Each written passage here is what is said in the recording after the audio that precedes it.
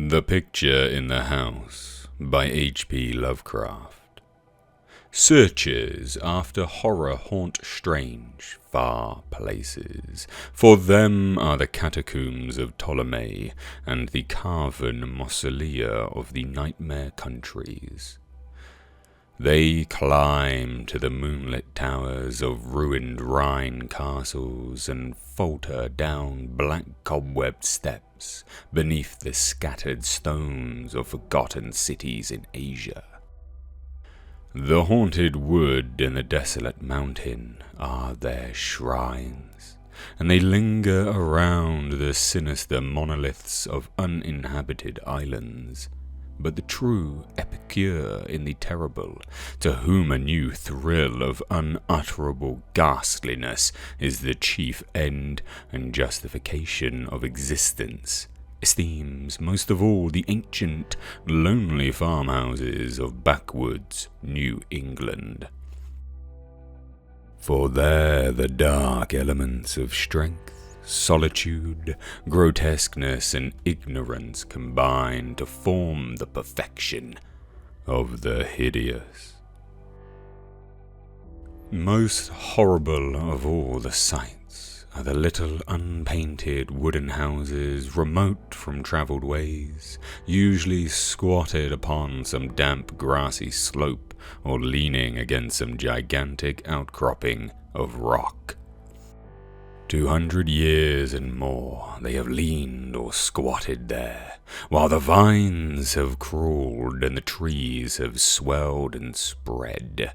They are almost hidden now in lawless luxuriances of green and guardian shrouds of shadow. But the small-paned windows still stare shockingly, as if blinking through a lethal stupor which wards off madness by dulling the memory of unutterable things. In such houses have dwelt generations of strange people, whose like the world has never seen, seized with a gloomy and fanatical belief which exiled them from their kind. Their ancestors sought the wilderness for freedom, and there the scions of a conquering race indeed flourished free from the restrictions of their fellows, but cowered in an appalling slavery to the dismal phantasms of their own minds. Divorced from the enlightenment of civilization, the strength of these Puritans turned into singular channels, and in their isolation, morbid self-repression, the struggle for life with relentless nature, there came to them the dark, furtive traits from the prehistoric depths of their cold northern heritage. By necessity practical and by philosophy stern, these folk were not beautiful in their sins. Erring as all mortals must, they were forced by their rigid code to seek concealment above all else, so that they came to use less and less taste in what they concealed. Only the silent, sleepy, starring houses in the backwoods can tell all that has lain hidden since the early days, and they are not communicative, being loath to shake off the drowsiness which helps them forget. Sometimes one feels that it would be merciful to tear down these houses, for they must often dream. It was to a time-battered edifice of this description that I was driven one afternoon in November, 1896, by a rain of such chilling copiousness that any shelter was preferable to exposure. I had been travelling for some time amongst the people of the Miskatonic Valley in quest of certain genealogical data, and from the remote, devious, and problematical nature of my course had deemed it convenient to employ a bicycle, despite the lateness of the season. Now I found myself upon an apparently abandoned road, which I had chosen as the shortest cut to Arkham, overtaken by the wooden building which blinked with bleared windows from between two huge leafless elms near the foot of a rocky hill. Distant though it was from the remnant of a road, the house nonetheless impressed me unfavourably the very moment I espied it. Honest, wholesome structures do not stare at travellers so slyly and hauntingly, and in my genealogical researches I had encountered legends of a century before which biased me against pieces of this kind. Yet the force of the elements was such as to overcome my scruples, and I did not hesitate to wheel my machine up the weedy rise to the closed door which seemed at once so suggestive and secretive. I had somehow taken it for granted that the house was abandoned, yet as I approached it, I was not so sure, for though the walks were indeed overgrown with weeds, they seemed to retain their nature a little too well to argue complete desertion. Therefore, instead of trying the door, I knocked, feeling as I did so to a trepidation I could scarcely explain. As I waited on the rough, mossy rock which served as a doorstep, I glanced at the neighbouring windows and the panes of the transom above me, and noticed that although old, rattling, and almost opaque with dirt, they were not broken. The building, then, must still be inhabited, despite its isolation and general neglect. However, my rapping evoked no response, so after repeating the summons, I tried the rusty latch and found the door unfastened. Inside was a little vestibule with walls from which the plaster was falling, and through the doorway came a faint but peculiarly hateful odour. I entered, carrying my bicycle, and closed the door behind me. Ahead rose a narrow staircase flanked by a small door, probably leading to the cellar, while to the left and right were closed windows leading to rooms on the ground floor. Leaning my bicycle against the wall, I opened the door at the left and crossed into a small, low-ceiled chamber, but dimly lighted by its two rusty windows and furnished in the barest and most primitive possible way.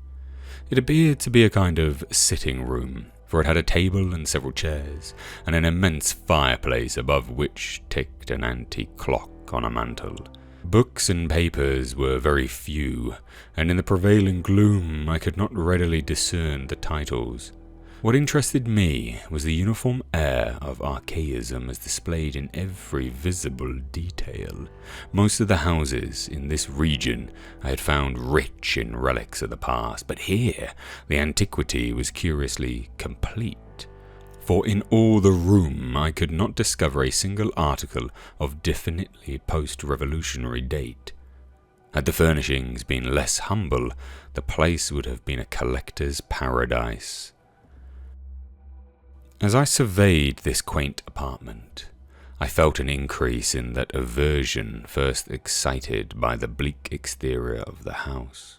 Just what was it that I feared or loathed, I could by no means define, but something in the whole atmosphere seemed redolent an unhallowed age of unpleasant crudeness and of secrets which should be forgotten. I felt disinclined to sit down, and wandered about examining the various articles which I had noticed. The first object of my curiosity was a book of medium size, lying upon the table and presenting such an antediluvian aspect that I marvelled at beholding it outside a museum or library. It was bound in leather, with metal fittings, and was in an excellent state of preservation, being altogether an unusual sort of volume to encounter in an abode so lowly. When I opened it to the title page, my wonder grew even greater, for it proved to be nothing less rare than the Pigafetta's account of the Congo region. written in Latin from the books of the sailor Lopez and printed at Frankfurt in 1598. I'd often heard of his work, with its curious illustrations by the brothers de Bry, hence for a moment I forgot my uneasiness in my desire to turn the pages before me. The engravings were indeed interesting, drawn wholly from imagination and careless descriptions, and represented Negroes with white skin and Caucasian features, nor would I soon have closed the book had not an exceedingly trivial circumstance upset my tired nerves and revived my sensation of disquiet. What annoyed me was merely the persistent way in which the volume tended to fall open of itself at plate 12, which represented in gruesome detail a butcher's shop of the cannibal Anzikis.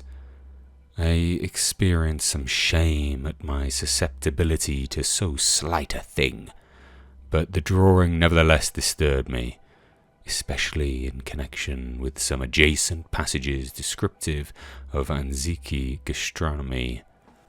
I had turned to a neighbouring shelf and was examining its meagre literary contents, an 18th century Bible, a Pilgrim's Progress of like period, illustrated with grotesque woodcuts and printed by the almanac maker Isaiah Thomas, the rotting bulk of Cotton Mather's Magnalia Christi Americana, and a few other books of evidently equal age, when my attention was aroused by the unmistakable sound of walking in the room overhead. At first, astonished and startled, considering the lack of response to my recent knocking at the door, I immediately afterward concluded that the walker had just awakened from a sound sleep, and listened with less surprise as the footsteps sounded on the creaking stairs.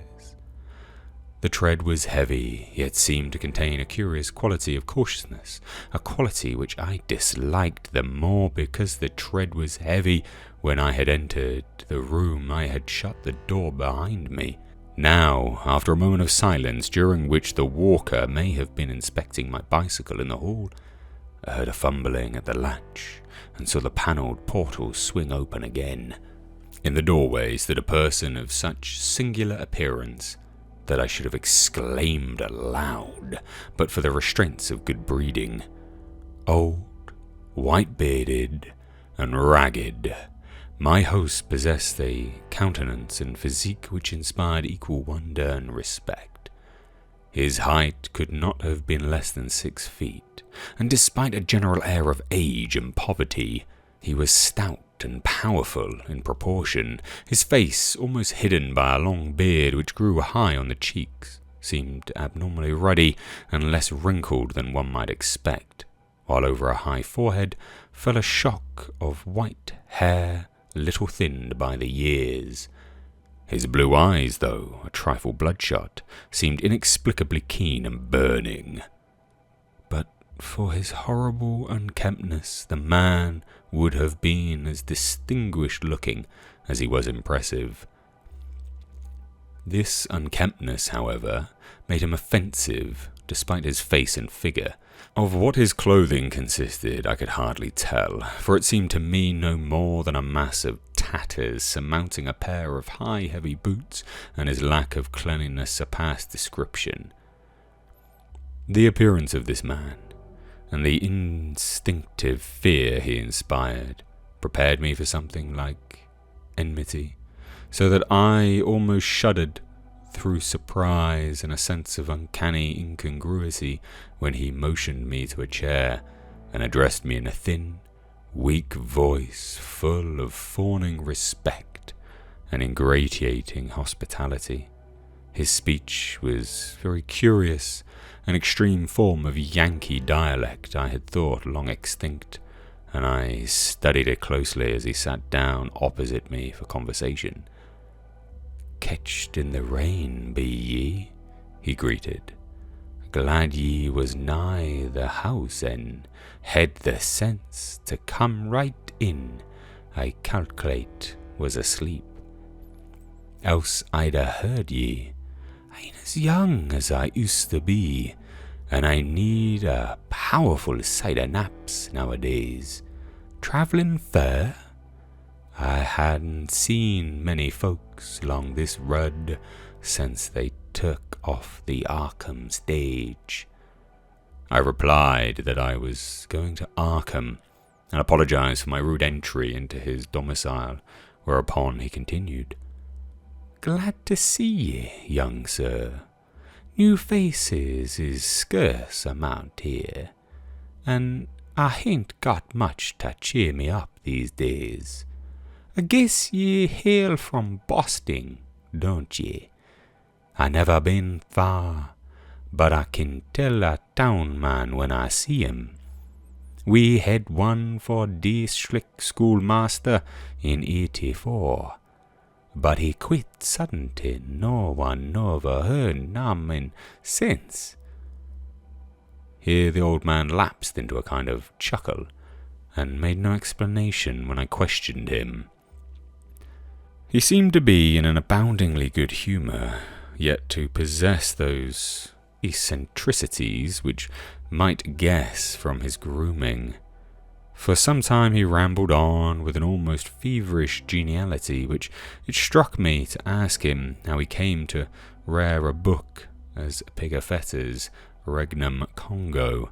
The effect of this volume had not left me, and I felt a certain hesitancy in speaking of it, but curiosity overmastered all the vague fears which had steadily accumulated since my first glimpse of the house. To my relief, the question did not seem an awkward one, for the old man answered freely and volubly. "Oh, that Africky book. Captain Ebenezer Holt traded me that in 68. Him as was kilt in the war." Something about the name of Ebenezer Holt caused me to look up sharply. I'd encountered it in my genealogical work, but not in any record since the Revolution. I wondered if my host could help me in the task at which I was labouring, and resolved to ask him about it later on.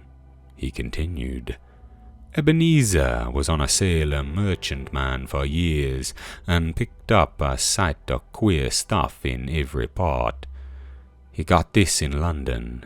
I guess he used like to buy things at the shops. I was up to his house once, and he'll trade in horses when I see this book. I relish the pictures. He give it in on a swap. 'Tis a queer book. Here, leave me get it on my spectacles." The old man fumbled among his rags, producing a pair of dirty and amazingly antique glasses with small octagonal lenses and steel bows. Donning these, he reached for the volume on the table and turned the pages lovingly. "Ebenezer could read a title of this. 'Tis Latin, but I can't. I had 2 or 3 schoolmasters read me a bit, and Passion Clark. Him, they say, got drowned in the pond. Can ye make anything out on it?" I told him that I could, and translated for his benefit a paragraph near the beginning. If I erred, he was not scholar enough to correct me, for he seemed childishly pleased at my English version. His proximity was becoming rather obnoxious, yet I saw no way to escape without offending him. I was amused at the childish fondness of this ignorant old man for the pictures in a book he could not read, and wondered how much better he could read the few books in English which adorned the room. This revelation of simplicity removed much of the ill-defined apprehension I had felt, and I smiled as the host rambled on. "Queer how pictures can set a body thinking. Take this in here, near the front. Have ye ever seen trees like that, with big leaves a-flopping over and down? And them men can't be Injuns, they true bit all. I guess even if they be in Africa, some of these here critters look like monkeys or half monkeys and half men, and I never heard of nothing like this, and here he pointed to the fabulous creature of the artist, which one might describe as a sort of dragon with the head of an alligator. But now I show ye the best un, over there high the middle. The old man's speech grew a trifle thicker, and his eyes assumed a brighter glow, but his fumbling hands, though seemingly clumsier than before, were entirely adequate to their mission. The book fell open, almost of its own accord, and as if from frequent consultation at this place, to the repellent 12th plate showing a butcher's shop amongst the Anzique cannibals. My sense of restlessness returned, though I did not exhibit it. The especially bizarre thing was that the artist had made his Africans look like white men. The limbs and quarters hanging about the walls of the shop were ghastly, while the butcher with his axe was hideously incongruous, but my host seemed to relish the view as much as I disliked it. "What do you think of this? Ain't never see the like hereabouts, eh? When I see this, I tell the board, why, something to stir ye up and make your blood trickle. When I read a scripture about slaying, like them Midianites was slew, I kinda think things, but I ain't got no picture of it. Here, a body can see all there is to it. I suppose 'tis sinful, but ain't we all born and living insane? That fella being chopped up gives me a tickle every time I look at him. I have to keep looking at him. See why the butcher cut off his feet. There's his head on that bench, with one arm side of it and t'other arm's on the ground side of the meat block." As the man mumbled on his shocking ecstasy, the expression on his hairy, spectacled face became indescribable. But his voice sank rather than mounted. His own sensations can scarcely be recorded, or the terror I had dimly felt before rushed upon me actively and vividly, and I knew that I loathed the ancient and abhorrent creature so near me with an infinite intensity. His madness, or at least his partial perversion, seemed beyond dispute. He was almost whispering now with a huskiness more terrible than a scream, and I trembled as I listened. "As I says, 'tis queer how pictures set you thinking. D'ye know, young sir, I'm right sot on this one here. After I got the book off Ebb, I used to look at it a lot, especially when I'd heard Parson Clark rant o' Sundays in his big wig. I contrived something funny here, young sir. Don't get scared. All I done was to look at the picture before I killed the sheep for market. Killing sheep was kinda more fun after looking at it." The tone of the old man now sank very low, sometimes becoming a feint that his words were hardly audible. I listened to the rain and the rattling of the bleared small-paned windows, and marked a rumbling of approaching thunder, quite unusual for the season. Once a terrific flash and peal shook the frail house to its foundations, but the whisperer seemed not to notice it. "Killing sheep was kinda more fun, but you know, 'tain't quite satisfying. Queer how craving gets a hold on ye.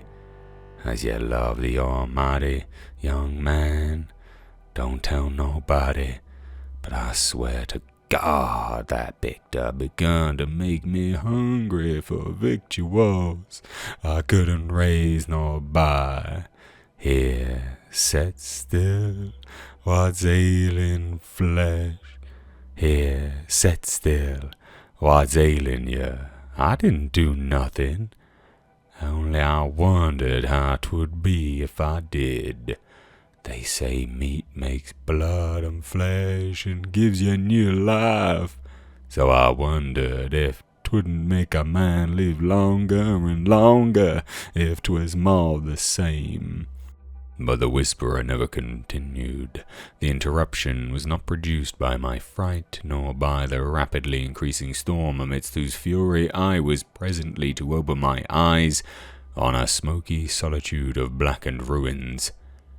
I was produced by a very simple, though somewhat unusual happening. The open book lay flat between us, with the picture staring repulsively upwards, as the old man whispered the words, "More the same." A tiny spattering impact was heard, and something showed on the yellow paper of the upturned volume. I thought of the rain, and of a leaky roof, but rain is not red, and on the butcher's shop of the Anzique cannibals a small red spattering glistened, picturesquely, lending vividness to the horror of the engraving. The old man saw it and stopped whispering, even before my expressions of horror made it necessary. Saw it and glanced quickly towards the floor of the room he had left an hour before. I followed his glance and beheld just above us on the loose plaster of the ancient ceiling a large irregular spot of wet crimson, which seemed to spread even as I viewed it. I did not shriek or move, but merely shut my eyes. A moment later came the titanic thunderbolt of thunderbolts, blasting the accursed house of unutterable secrets, and bringing the oblivion which alone saved my mind.